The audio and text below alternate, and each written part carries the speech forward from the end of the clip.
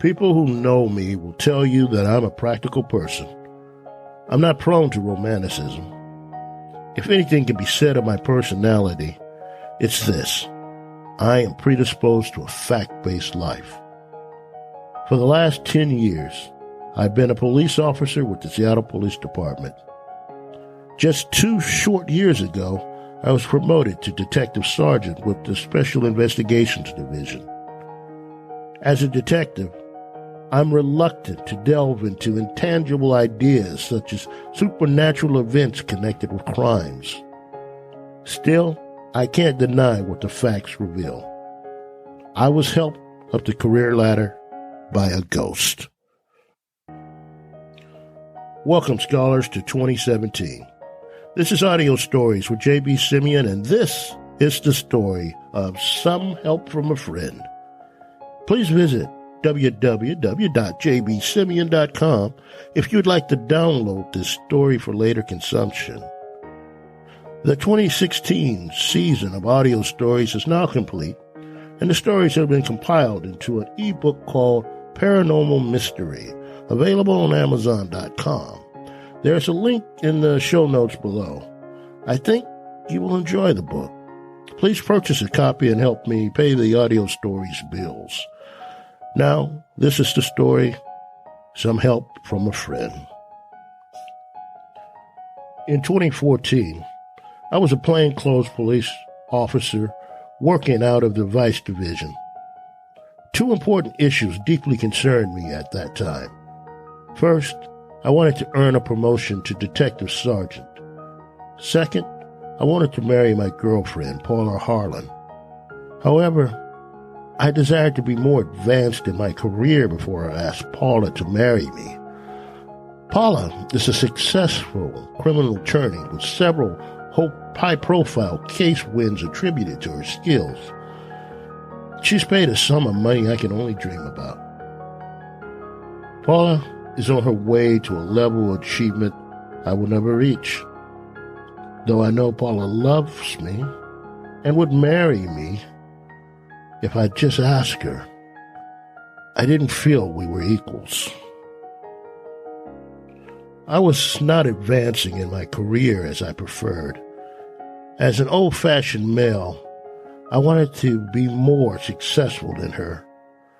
I can see now that I was desperate to feel worthy of her.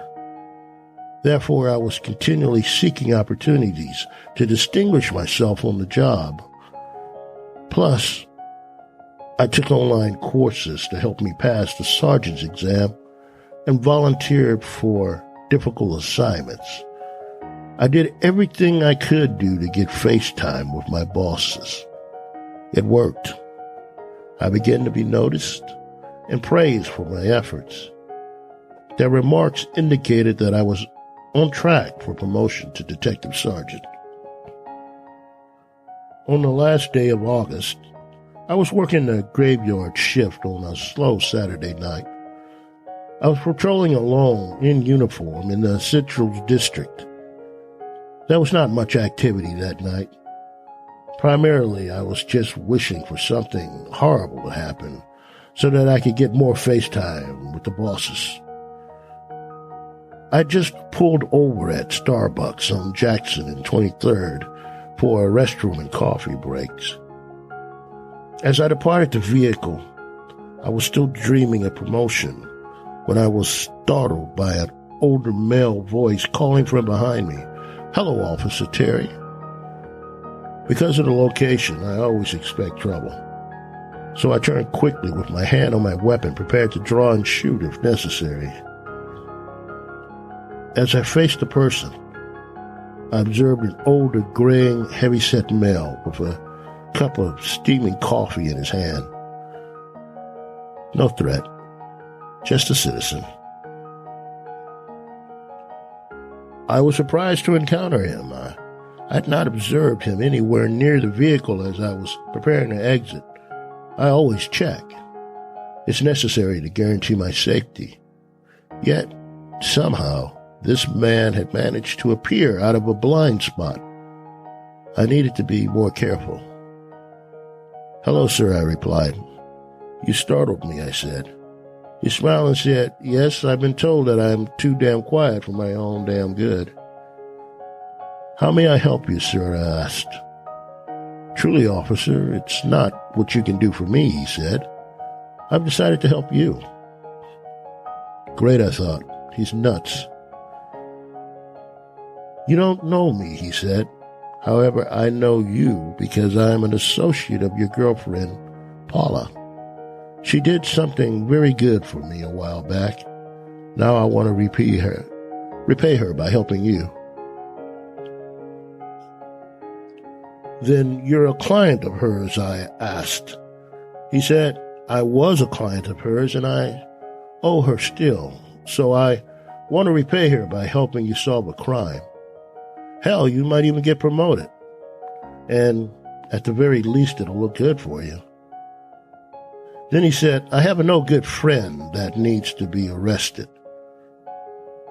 I was very doubtful about his story.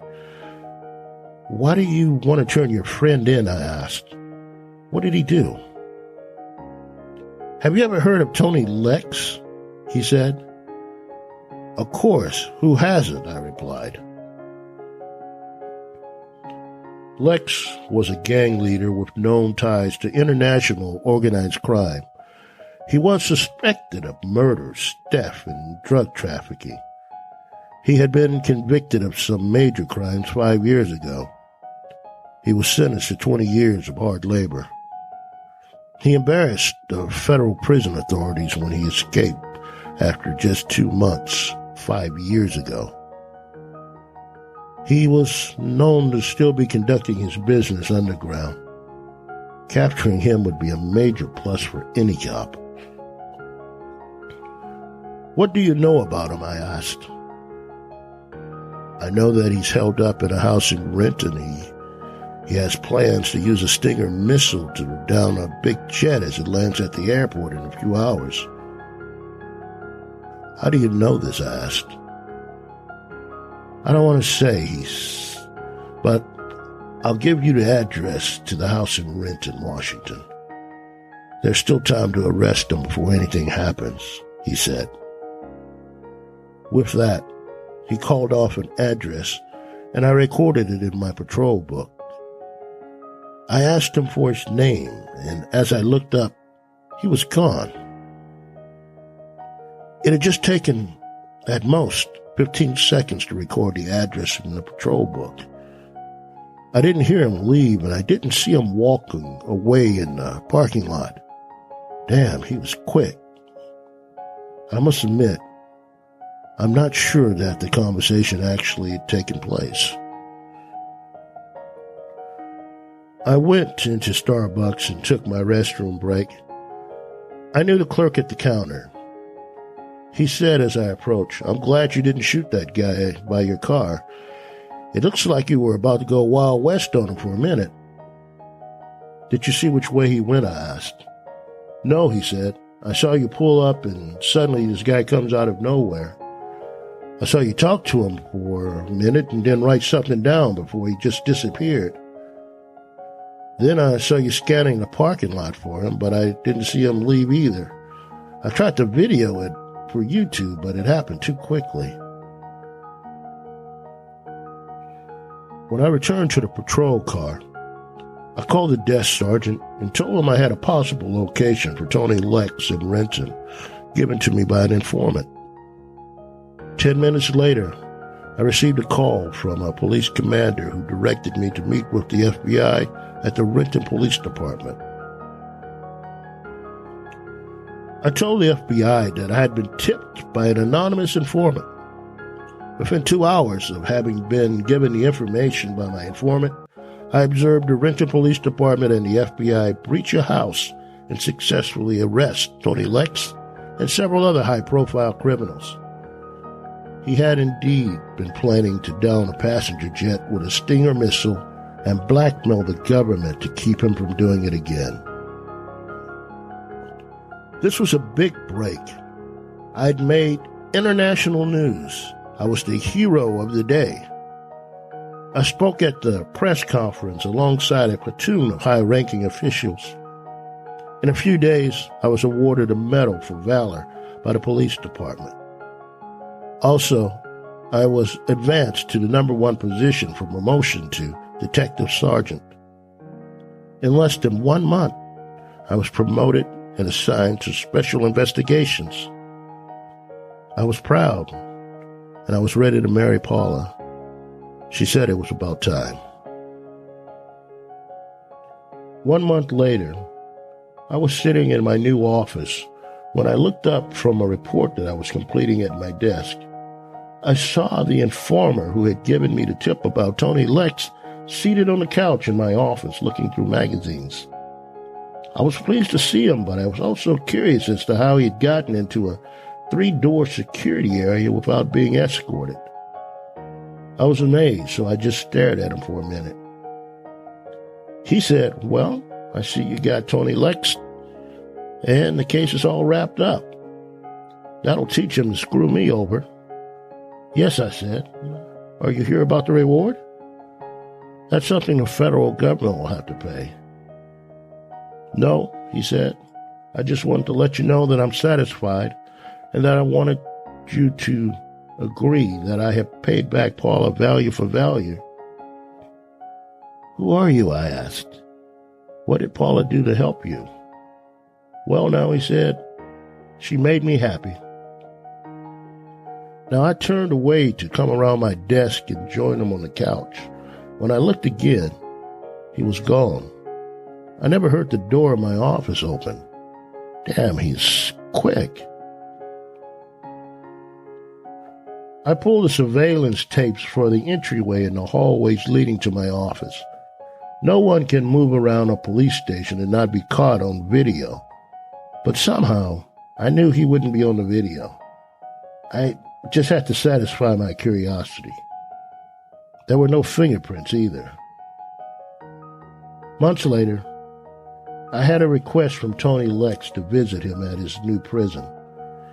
Accompanied by an FBI profiler, I spoke with Tony in a secured location. Everything was recorded on video. He wanted to know one thing: who told me where to locate him. He said everybody who knew about the caper was captured in the house in Renton. No one else could have known about it.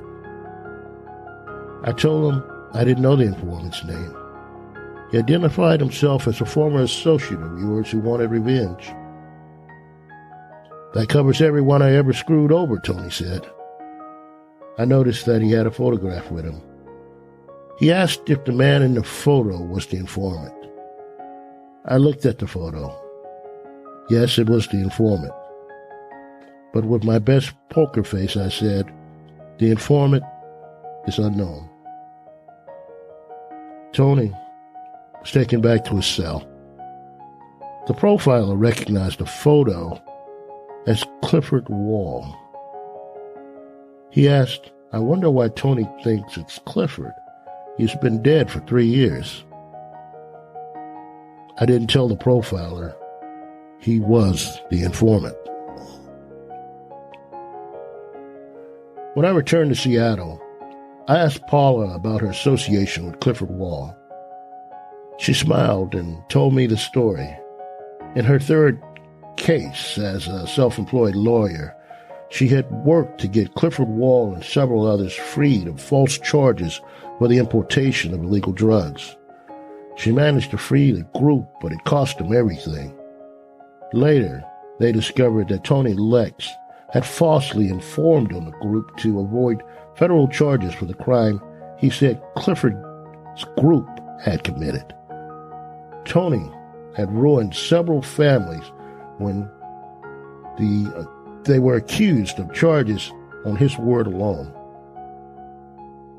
After being released from court, Clifford Wall used every bit of legal maneuvering possible to make Tony Lex's life hell. Clifford disappeared 3 years ago. It's commonly believed that he was killed by Tony Lex. I told her that I had seen Clifford and he had turned in Lex to me to reward her for making him happy. I didn't tell her the strange circumstances of our meetings. A few days after this discussion with Paula, I was driving home from work when I noticed Clifford Wall watching me from the sidewalk as I pulled out of the parking garage. I unlocked the passenger side door and waited for him to get into the car. As he entered and adjusted his seatbelt, he said, "Hi, Officer Terry. I was hoping to see you out here." I asked him, "How is it that you can disappear so quickly from our encounters?" I asked, "Clifford, are you a ghost? Did Tony Lex kill you?" He replied, "I just move when you're not looking, man." "So, you know my name now?" he asked. I told him that I know he is Clifford Wall and he disappeared 3 years ago. He confirmed that to be true. "Where have you been?" I asked. "Just hiding," he said. I told him that Tony Lex didn't know he was the informant, but he suspected he was. He told me that he had visited Tony frequently in prison and that he had already told Tony he was the informant. Tony knew the day that I visited him in prison that Clifford was the informant. That's why he had the photo. Clifford had given it to him. I told Clifford that I could make arrangements for him to meet people from the Federal Witness Protection Program. I told him that Paula and I were grateful and we could help him. He said, "I'm glad Paula is happy. I owed her a lot." I paused at a traffic light to make a left-hand turn. When I turned my head back towards Clifford to ask him another question, he disappeared, this time from a moving car. Clifford Wall never said to me that he wasn't a ghost. He just said he moves when I'm not looking. Hot damn, he's quick. Well, this concludes Audio Stories, Some Help from a Friend. Written and narrated by me, J.B. Simeon. I hope you've enjoyed it. Please join me again next Saturday for a new original story. Also, please use the link below or visit www.jbsimeon.com to purchase your copy of Paranormal Mysteries at Amazon.com. You will find it a really good book to read, and your purchase will help me pay the audio story bills.